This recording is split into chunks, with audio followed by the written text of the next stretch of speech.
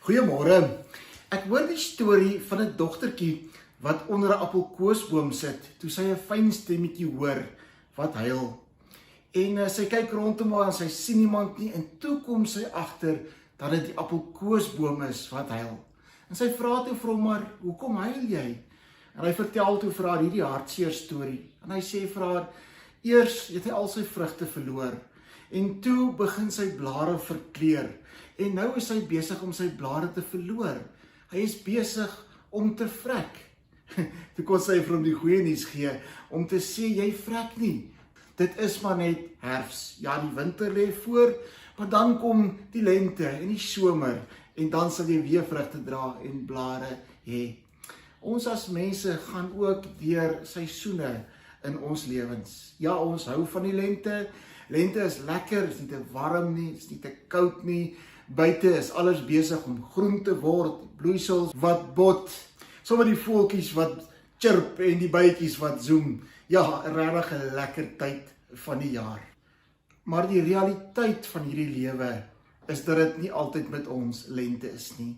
Dit gaan nie altyd goed met ons nie. Inteendeel, ons leef in 'n stikkende wêreld.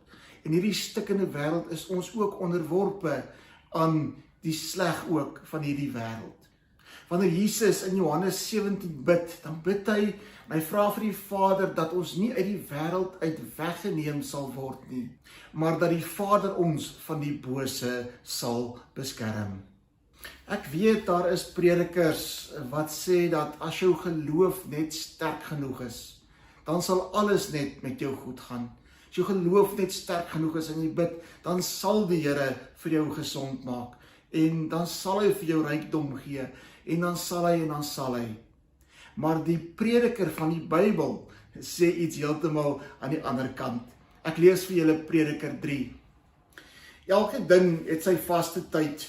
Elke ding in hierdie wêreld het sy tyd.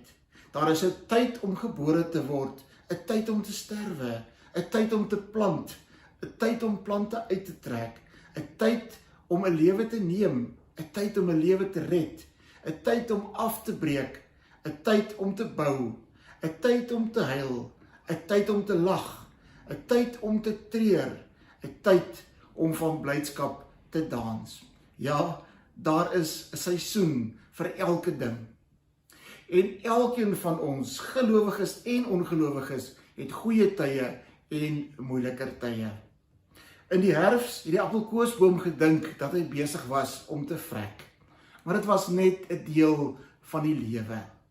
Die slegte nuus vir ons is dat dit selfs nog winter kan raak vanuit die herfs. Maar die goeie nuus is dat alles verbygaan.